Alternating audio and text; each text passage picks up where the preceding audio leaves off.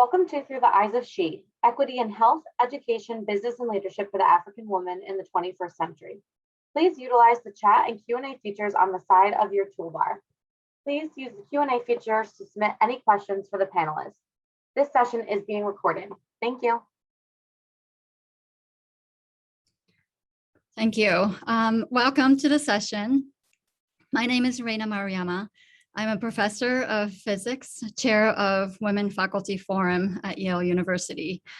WFF was founded in 2001, and we advocate for gender equity at Yale based on three pillars: research, advocacy, and community building.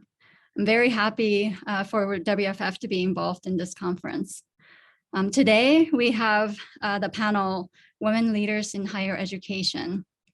This session will be moderated by Dr. Rose Clark Nanyonga. Dr. Rose Nanyonga is the Vice Chancellor for Clark International University. She's the Vice Chancellor, she's been the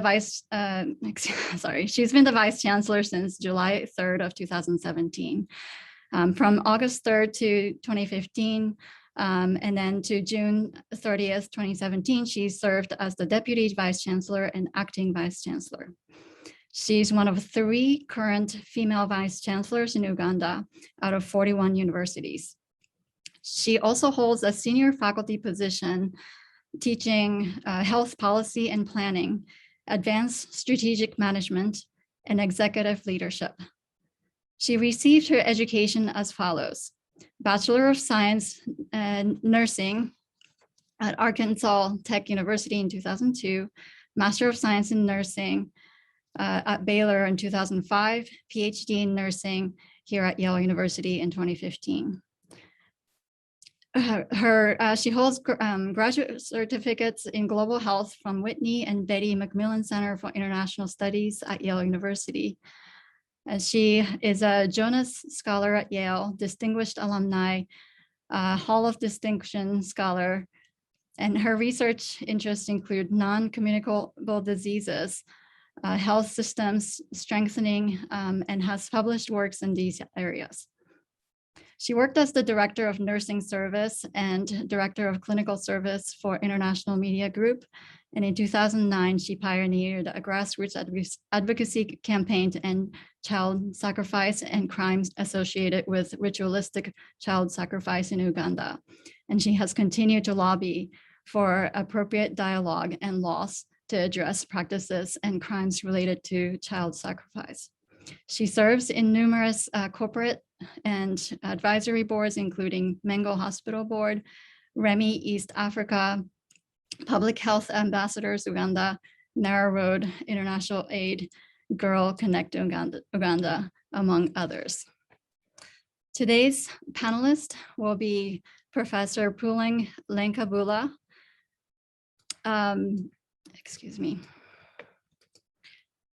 Professor Lynn Cavula is South African of South Africa Lesotho descent, and she's trained as feminist ethicist with a PhD in social ethics. She has widely published in the intersections of ethics, economy, and ecology, especially on thematic areas of feminist social theory, ecological economic justice, and Ubuntu. She has also supervised students in these areas. She's the new principal and vice chancellor of the University of South Africa since January of 2021, and the first woman vice chancellor in the 148 years of UNISA existence, and the third vice chancellor since the advent of South Africa's democratization. Prior to this appointment, she worked at the University of Free State as the Deputy Vice Chancellor, International Change, Student Affairs, and Engaged Scholarship, and at the University of Witwatersrand, Johannesburg, as the Dean of Student Affairs and member of the Vice Chancellor's Office. She was a lecturer, senior lecturer, and associate professor of UNISA since 1999 and to 2010. And she's a visiting professor at the Emmanuel College of University of Toronto, where she worked on the interface of intellectual property rights on life forms and ethical questions associated with that. She's a member of the Circle of Concerned African Women Theologians and Ethicists, the Council for the Development of Social Sciences Research in Africa, where she's also served as a member of the executive committee for 7 years. She has served as the Vice Chancellor of the SACC in the consolidation of South Africa's democratization. Professor Lynn Cavula continues to partner with scholars in other universities, including but not limited to visiting scholars from Botswana, Ghana, Les Terras, Sweden, Columbia University Center for African Studies, and Emmanuel College for University of Toronto. So without further ado, I'll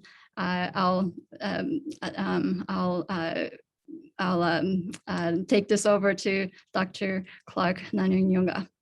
Thank you. Thank you so much, Renee, for a wonderful introduction for both myself and Professor Lynn Cavula.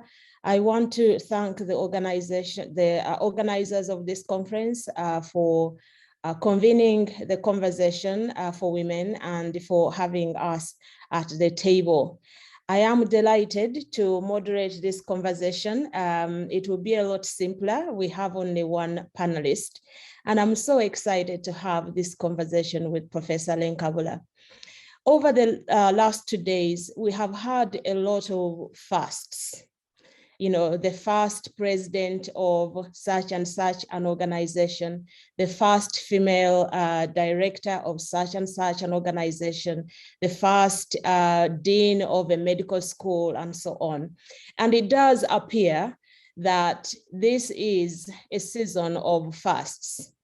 So let us start a little bit with the history and women leaders in higher education. Professor Lynn Cavula, as in your bio has been read, it's so rich.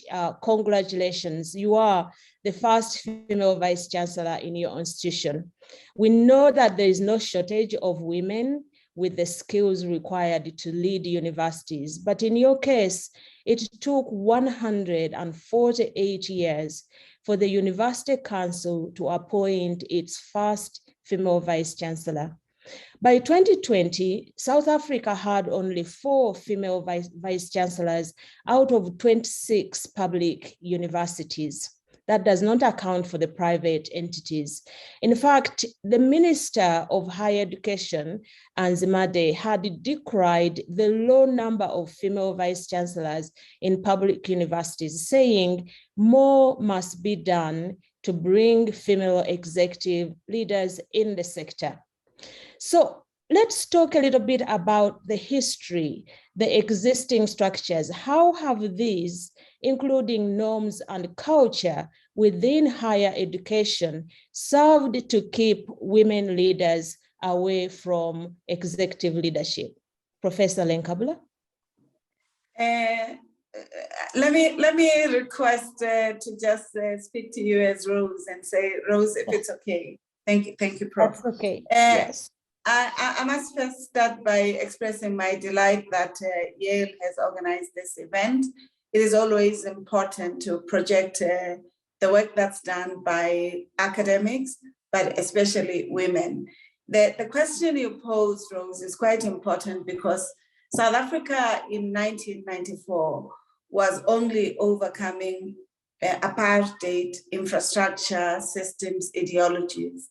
And apartheid as a legal system was based on the racialization, but also intersections or interconnectedness of stratification of society, wherein access to higher education, but also to the idea of promoting the next doctorate or the next professorate, especially for Black women, wasn't an idea that was thought about. The democratization of South Africa, therefore, enabled gave a policy environment that enabled, at least in the higher education system, deliberate efforts in investing in emerging scholars towards the trajectory of the academy. I take myself as one of those who benefited from that, because in spite of women, and history tells us this, whether in North America, in the continent of Africa, or in South America, that there are multiple barriers that women face. Many of them are structural. Some of them are occasioned to what the German feminist scholar Dorothy Solle refers to as patriarchal hierarchy, that idea of creating male power or male stream power, the idea of looking at master-servant relationships, one which the Ghanaian theologian Messi Odioye says it's marginalizing and negating the talents of half of those who carry the world. So on the one hand, the universities have been understood conceptually as elite institutions where only a few are allowed to express their talents, their intellectual acumen, including their research, engaged scholarship, or teaching and learning. And some of these barriers are based on the idea of IQ, even sometimes when people do not have EQ, or even not have any conscientiousness towards the idea of peace, towards the idea of creating humanizing institutions, and towards the idea of identifying women or girls or non-gender conforming individuals or LGBTQIA persons to expressing their talents. So yes, that's the institutional culture, that's the legislative system, but also that's the history that I have been contending the trajectory of being the first woman vice chancellor. But this is also trajectories that other women have grappled with. So as much as I'm the first vice chancellor at the University of South Africa after 148 years, I have forebears and predecessors like Professor Mamkheti Pakeng at the University of Cape Town, or Professor Mutwa at Nelson Mandela University, or Professor Mutwatsi. But what is important, I think, with UNISA is because UNISA is the inventor in the whole world of open distance education and transformed open distance education to learning systems. And therefore, for such a long history, not cultivating or finding women is an indictment in systems that often negate or marginalize women. I therefore, Rose, think, finally, we need to also not be complacent with the idea of being the first. There's a metaphor of the queen bee that only wants the territory for themselves. My understanding is, as leaders of higher education institutions and universities, we must always ensure that we create structural opportunities for women, but also other marginalized communities to participating and to developing them into the next professorate, but also the next leaders of universities. I'll stop there. Thank you. Oh, you will not stop there, Puleng. I think expound a little bit on this being the first and not being complacent. You know, is it a burden or is it an opportunity? Because again, as I said, we've listened to several women, and there are hundreds, because you know this is a fraction of representation in this conference, and there's so many people are entering into these positions for the first time. So is it a burden? Do you wake up on your first day as the first male vice chancellor after 148 years? Do you feel the excitement, the opportunity, or does it feel like a burden? I like the midpoint that you've just stated, Rose. I see this as an opportunity. And I think I see it as an opportunity because I believe leadership is a calling, is an invitation. It's not something that you just claim for yourself, even though we do with the support of others that we claim for. I think it's a progressive development into a position that I or any other woman who is an academic, who would have done research, who would have ensured that their engaged scholarship has some impact, whether at a local context or global context, is important. But it is also an opportunity that women, especially students in universities, but also even outside universities, other marginalized communities in our society see themselves and their talents as valued, and also their resilience and intelligence as important resources into claiming the leadership. The other aspect that I suggest for women leaders, never to take this as a burden, but as an opportunity to turn the table, not to institute or occasion a system that undermines women or does not take into consideration their voice, participation, intellectual contribution, but also their scholarship. I also think it requires a woman leader who is not afraid of surrounding herself with friends, contemporaries, mentors, but also those who would have traversed this journey before them. And I'm lucky because as much as I learn from my mentees and my students, I also learned from forebears who were the first vice chancellors or the first vice chancellors in the democratic dispensation, who would share their insights about the contradictions. The other opportunity that I have is that I have lived in multiple environments in multiple countries. That allows you the opportunity to learning how to live with multicultural, multidisciplinarity. And my own scholarship is about multi-textual and multidisciplinary approach. Therefore, I always do not just see myself as an island from other environments where women solidarity, critical solidarity, but also the idea of reading with and being with. And that's quite important for my leadership because the philosophical grounding of my scholarship, of my leadership and participation in higher education is antithetical, if not contesting this enlightenment conception of just me as a liberal individual that's leading complex institution. But I see it entwined with the philosophy of Ubuntu in our own context, where I draw from the knowledge, endogenous knowledge systems, where I understand that I can draw on the support, but also on the intellectual contributions or insights of the team that I lead with, whilst at the same time having the courage to make decisions, sometimes decisions that are not comfortable, and sometimes decisions that make you be the subject of scorn in the publics.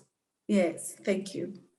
Thank you so much, Fuleng. I mean, earlier we listened to our keynote speaker, and she emphasized the need to move this narrative from through the eyes of she to through the eyes of we. And you touched a little bit about that collective notion through the philosophy of Ubuntu, which I think we needed to really understand better as women leaders on the continent. The keynote speaker also mentioned that, you know, one can only understand the pain if they are the ones wearing the shoe. So I would like you to talk a little bit about what stood in your path. And you've also mentioned a little bit about what those enablers were. So as an emerging scholar, what were the inputs? What stood in your path in terms of those structures that you mentioned earlier? And what were the key enablers? Because I would like our young people who are aspiring to be in this ecosystem of higher education to know, what are some of the practical ways they can actually climb the ladder? Thank you very much. So when I started at UNISA, I started as a lecturer at UNISA. I published an article in a journal, a Canadian journal, and I brought to my head of department as part of registering our publications at the university. And I assumed that the journal where I had published my article, or the book, or the editor, I think it was edited by Joe Mihevik or something, who is one of the foremost scholars in Canada on political ethics. So the head of department says it has potential. And it's in a very condescending way that I'm told that my article has potential. Then, and it was a male, a white male. Then I said, no, it doesn't have potential. It could not have been in a journal that's peer reviewed if it has potential. So the idea is for emerging or not yet established scholars, it's very important to trust in the scholarship, but also in the thematic or disciplinary specialist or interest that you engage as a scholar. If it's physics and you feel, Reina, that you want to, as a physicist, to engage with the social sciences, and none of the great Nobel laureates would have worked with the social sciences in their theory, go for it, because we have to be innovative, inventive, and trust in the analysis of the work that we think we should shape or contribute towards. That was the first thing that I think assisted me, to really have mentors that told me if I truly believe in an idea, and that such an idea or intellectual insight is worth pursuing and following up, I should take accountability and hold myself to ensuring that I produce the best. The second is that often academics, we love our ivory towers. We like being separate from others. My sense is that it is important to look for communities, epistemic communities of similar mind, even if they are not of the same disciplinary pursuit or academic commitments. Because in the sharing of the lessons about the trajectories that we would go for, that helps. It is also important for me, I was assisted by being part of the Council for the Development of Social Sciences Research, where I encountered multiple scholars who had done wonderful work, not only for the continent, but whose scholarly work was cited globally. Samea Amin, Amina Mama, some of those who study feminist theory would know Amina Mama. I also did not limit myself to just the context of South Africa and the continent. I ensured that in South America, where there was scholarship, especially that spoke around ecological justice, economic justice, and feminist thought, that I looked for allies or interlocutors, critical readers, and people who could actually engage my work, but also share insights. I did not limit myself also to the academy. Many academics are just happy to be in the academy. They do not engage themselves in engaged scholarship. An idea that our research, as complex as it should or it is, must be translatable, accessible, and must also find resonance with the the publics, whether it could be the private sector, public sector, or civil society. So you'll see in my own resume that I am active, I was active with youth movements, with women's movements, but also with the global ecumenical and academic organizations. This for me was quite important because we live in a global and globalizing world. Our knowledge systems cannot only flourish from the local context. They must interface, engage, dialogue, contest, and sometimes even reclaim our own scholarship and a decline to embrace other scholarship which undermines our own resources. So I felt it was important that I navigate the dialectic of the discipline, the dialectic of the academy as the only site of knowledge, and ensuring that communities also become my interlocutors, if not my dialogical accompaniers in the processes of pursuing the scholarship that I'm responsible for or interested in. Thank you. Thank you so much, Puleng. And these are really salient issues that you raise, that, you know, we shouldn't be in an ivory tower. We should create a community around us, expand our reach beyond the academy. And that really leads me to my next question about mechanisms that exist within our institutions or at country level. What are they to support the onboarding of those young leaders we spoke of into higher education leadership? I know that, you know, outreaches to the youth and, you know, girl groups, for example, that I lead here in Uganda, for me is one way to be able to do that. But because we are looking at a history, as you mentioned here, you know, male power, master servant relationships, we need to humanize these entities. So what mechanisms, what is it that we need to change at both the level of the institution and at the country level to support the onboarding of young leaders into higher education leadership? Thank you very much. I think oftentimes we think advocacy is important. I don't want to nominalize or trivialize its imperative. It's important to institute advocacy mechanisms for women or other marginalized individuals to accessing higher education.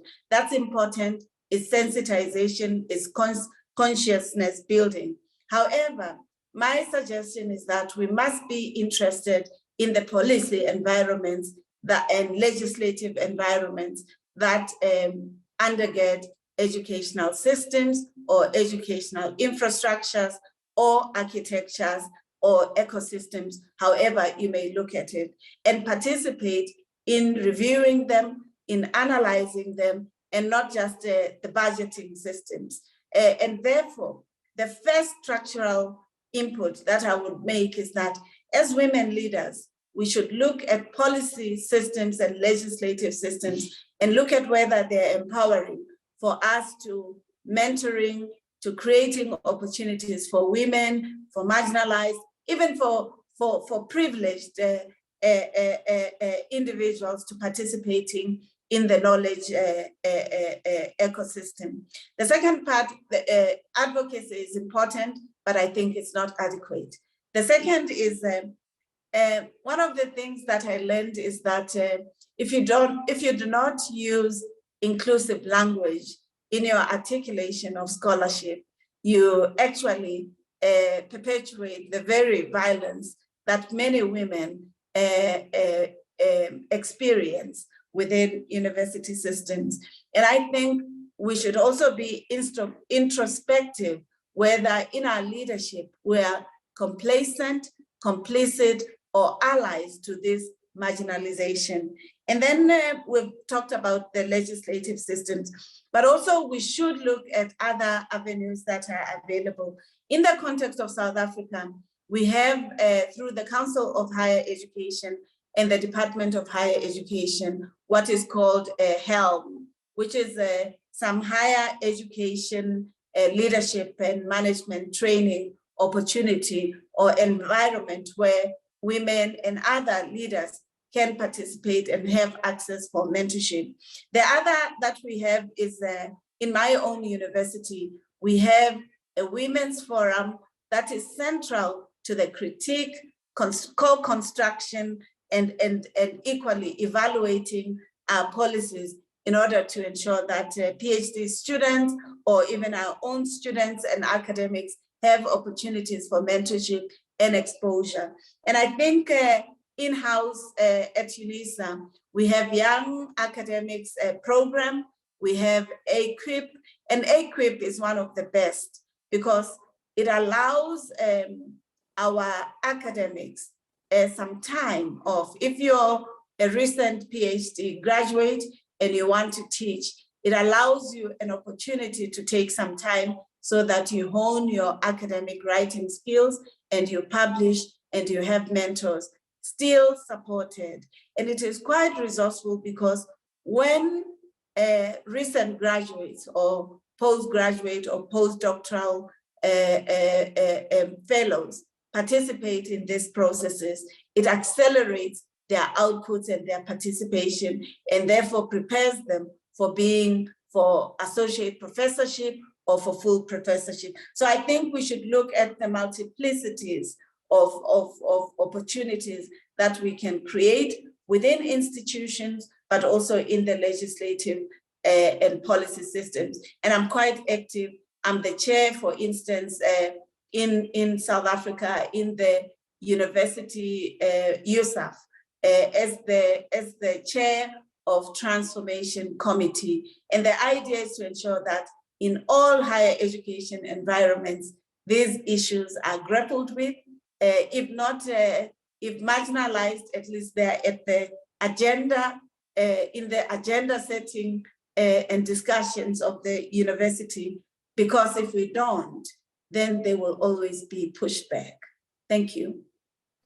Thank you so much, Puleng. And that leads me to my next question, actually. But I want to pick it up from the audience before we lose it, because it's actually quite similar to what I was going to ask.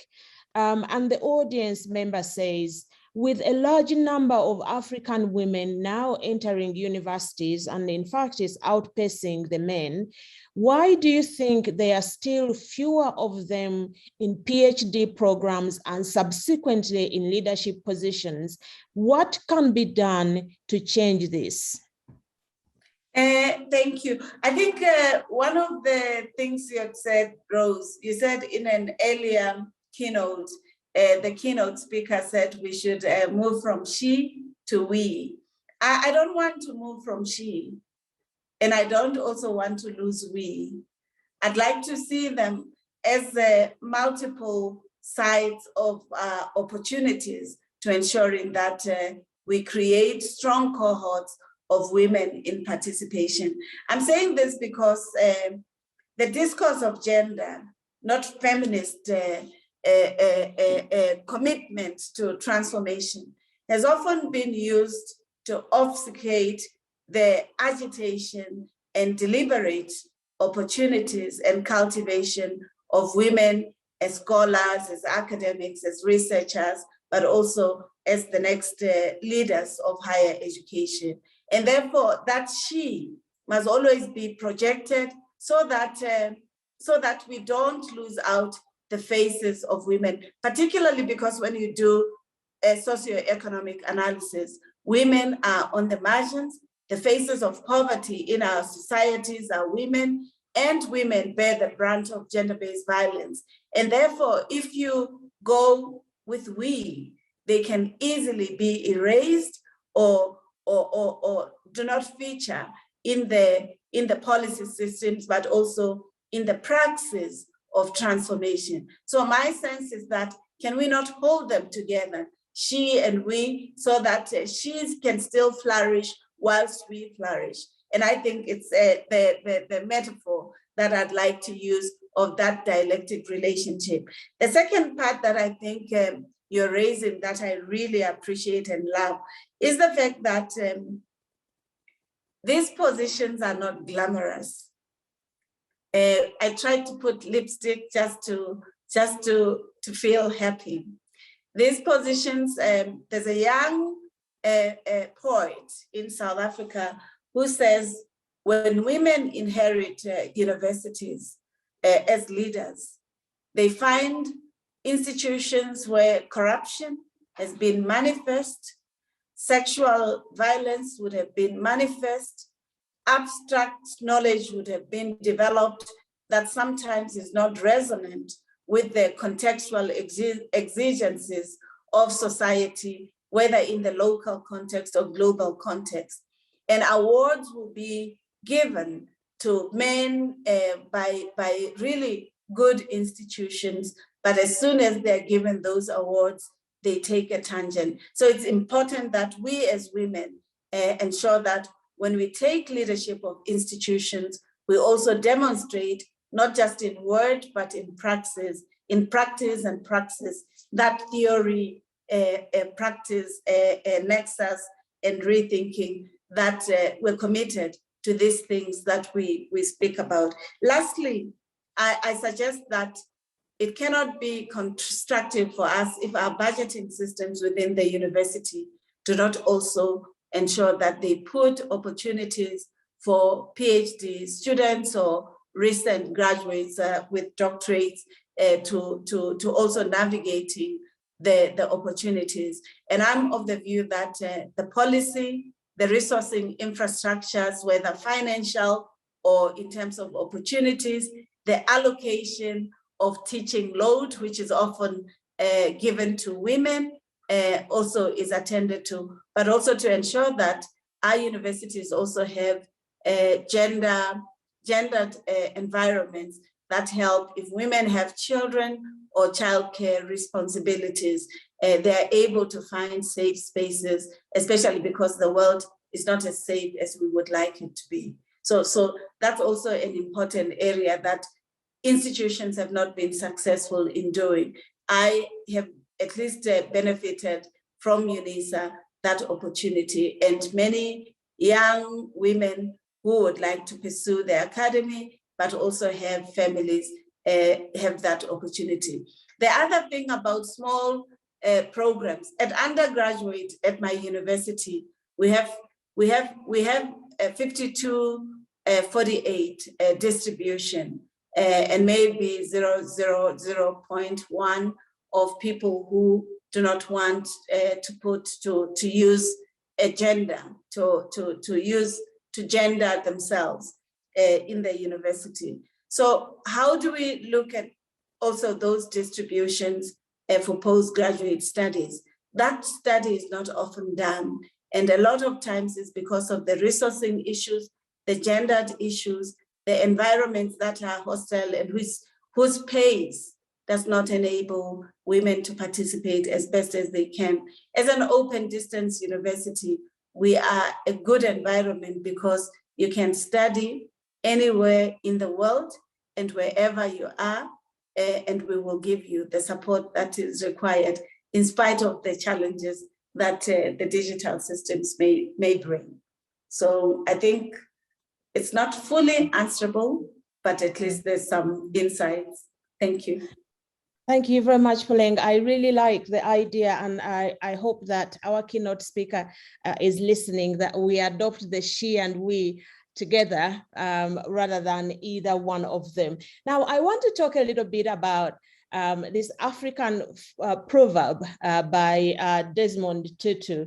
And he says that, there's only one way to eat an elephant, one bite at a time. And the reason I want to start with that is because I want to transition the conversation into the policy to action continuum, because we can only do so much in terms of talking.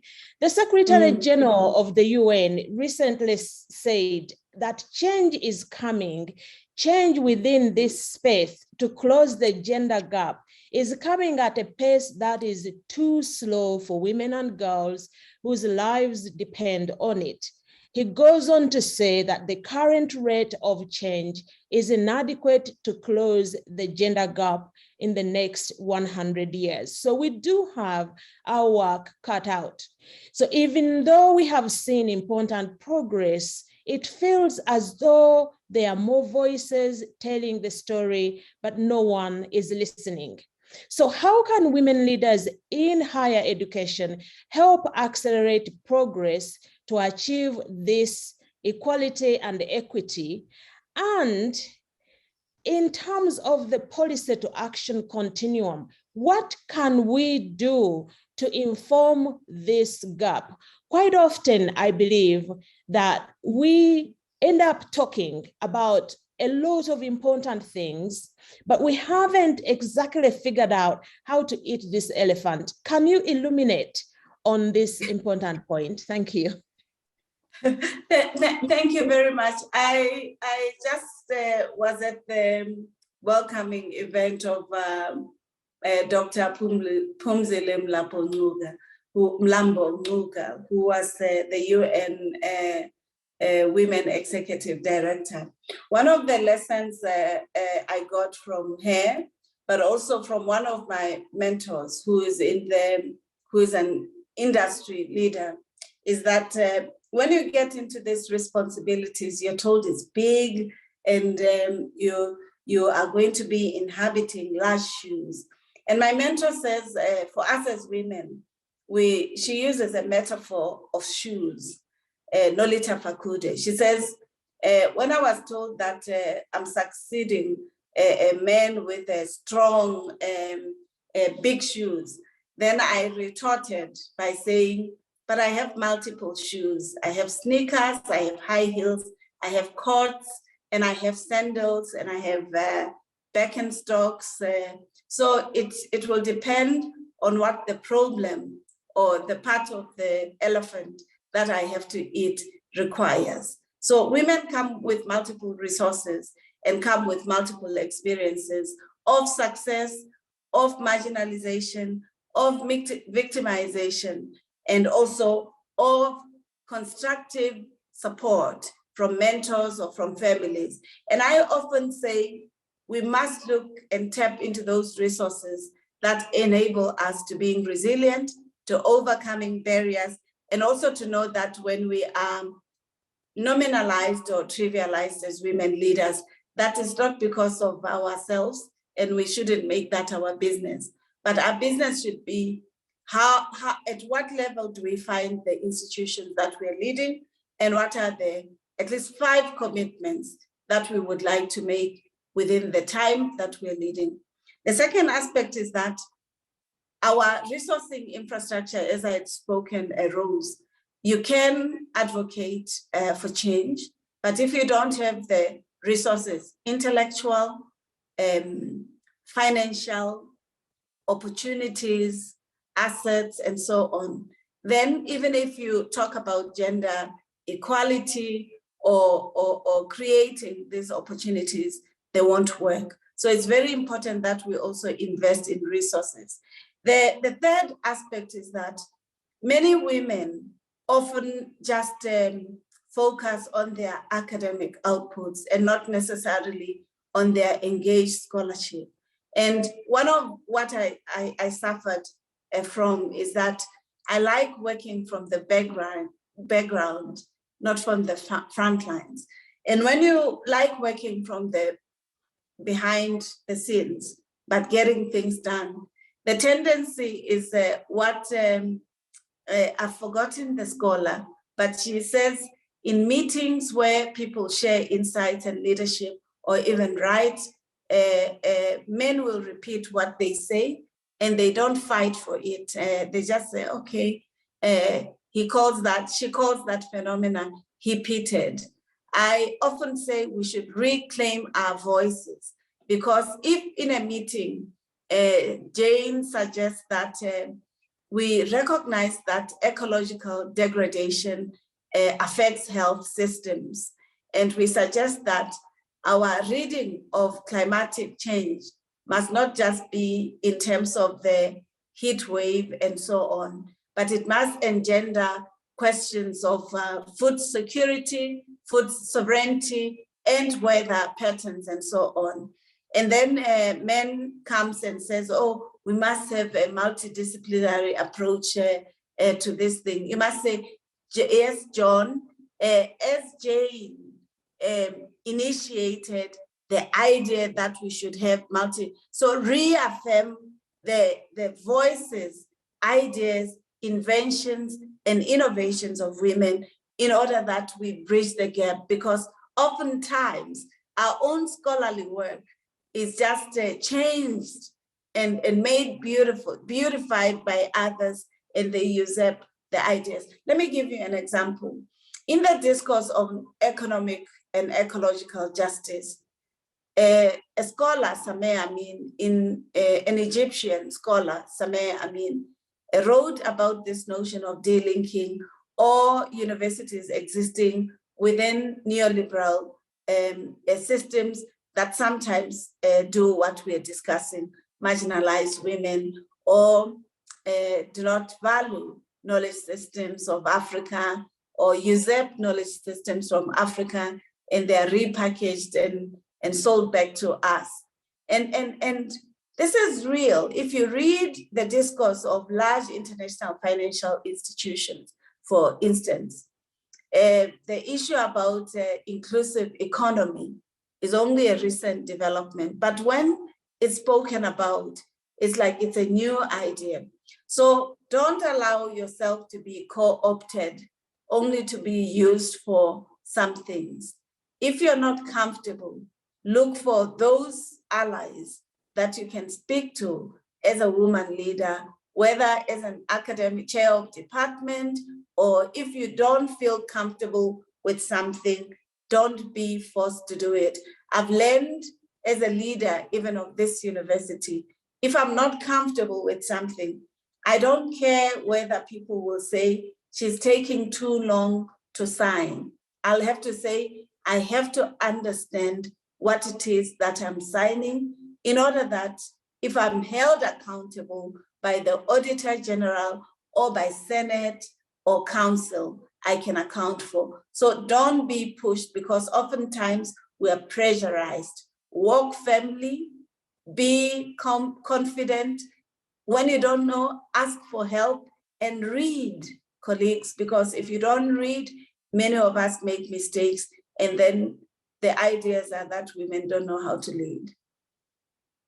This sounds like I'm speaking like I'm my mom now, but I think it's just you are everything. From my own experience, yes. Yes, and you said, you know, it's the sneakers, it's the high heels, it's back in stock, it's everything. So you are representing all of those components that make you a brilliant woman leader in higher education. Thank you so much for bringing up the issue of, you know, celebrating others and rewarding people for the intelligence and the work that they do, rather than letting our men in our communities of practice steal the thunder when in fact it was your own idea, or being held at ransom because somebody wants a promotion that you think he's not qualified for, and being able to dig those heels in and say, you know, I'm still evaluating, I'm still thinking about it. Now we are running short of time, and I think that it would be immensely unfair if we do not address the critical issue of the impact of COVID on higher education, but also on the pipeline. We know that an estimated 1 million girls across sub-Saharan Africa are going to be blocked from returning to school once school reopens. Hundreds of schools around the region and on the continent still haven't reopened. It's going to nearly 2 years now that we have no meaningful education. So how can women leaders in higher education use their influence to address the aftershocks of COVID-19, knowing very well that the pipelines that we want to safeguard, are being impacted, that we have no girls, no boys actually coming up to university due to COVID-19? Thank you very much, Rose. That's in my university, we lost 13 people to COVID-19, and many of us learned the value of health and well-being, and therefore, the question you're raising are very important. It is very important for us as society to invest in health and wellness and health and well-being of our societies, first and foremost, and of girls in particular, given the issues of gender, patriarchy and karyarchy and access to opportunities that you have already spoken to. The second part is that we would like to ensure that higher education systems, even as they opt for digitalization systems, multimodal learning systems, remote learning systems, and so on, understand that this can gender-based gender equality and gender justice in higher education will not be accessible if digital devices, if data, and if teaching aids that are relevant for women, for girls, but also for those who are coming from marginal economic backgrounds are not made available or at least accessible. So we must overcome that chasm of access and ensure that there's success. The second part that I think we've observed is that this COVID-19, the distribution of vaccinations and so on, have become very much of a challenge. Universities or higher education institutions must be central to putting systems or partnering with the private sector and the civil society sector to ensure that those who are able to access vaccinations are able to do so and they can claim for themselves some well-being. The last part that I think, Rose, requires our attention, and I'll speak to this in 2 points, is the fact that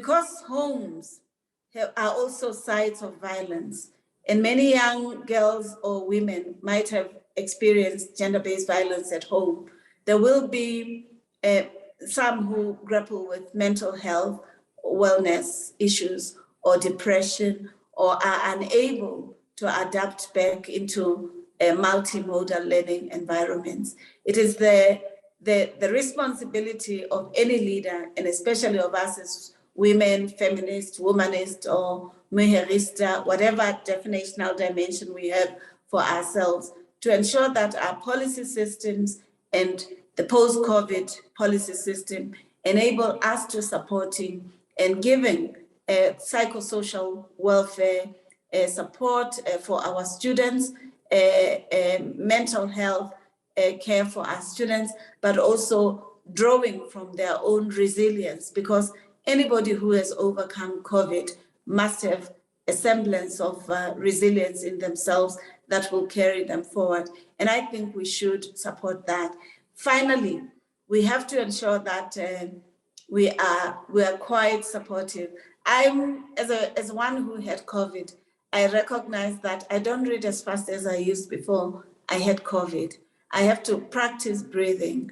I have to care for myself as I care for others. And we may also want to encourage girls and women to prioritize themselves as they do their families, but always to ensure that that idea of the personal is political is not lost. They care for themselves and their families, and they overcome the gender violence in the home and in the institution by ensuring that sexual violence or sexual harassment or anti-discrimination policies and academic development policies are instituted to help them through their institutions and their societies. Thank you. Wow, Pauline, we have come to almost the close of our session. I wish that I could have this conversation with you into the wee hours of the night. Thank you so much for bringing such important issues to the table for us to remember.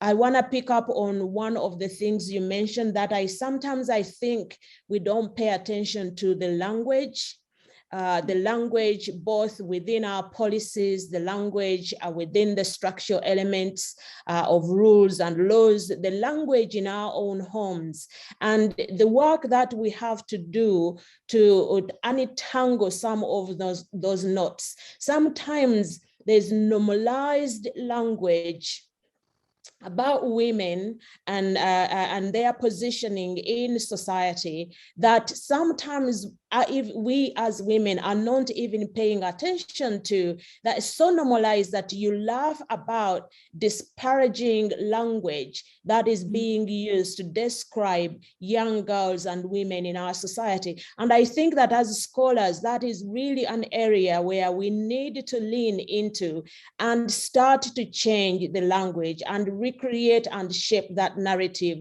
through scholarship and research. And we need to invest money in this because it really is integrated within every fabric and every structure of what we want to change and what we want to work towards in the next few years. So eating that elephant one piece at a time. For our audience, thank you very much for being here with us. Good afternoon to you where you are. Thank you for attending. And at this time, we are going to take a short 5-minute break. If you haven't already, please make sure to fill out the survey in this panel. The link to the survey can be found in the chat box. We will reconvene again in about 5 minutes to start our next panel. Thank you for joining us. And Professor Lynn Cavula, good luck to your tenure. And I am coming to visit you in South Africa. God bless everybody. Thank you very much. Thank you, Rose, and thank you to all the audience and academics, intellectuals, and engaged scholars participating in this session. Thank you. Thank you and good night. Good night.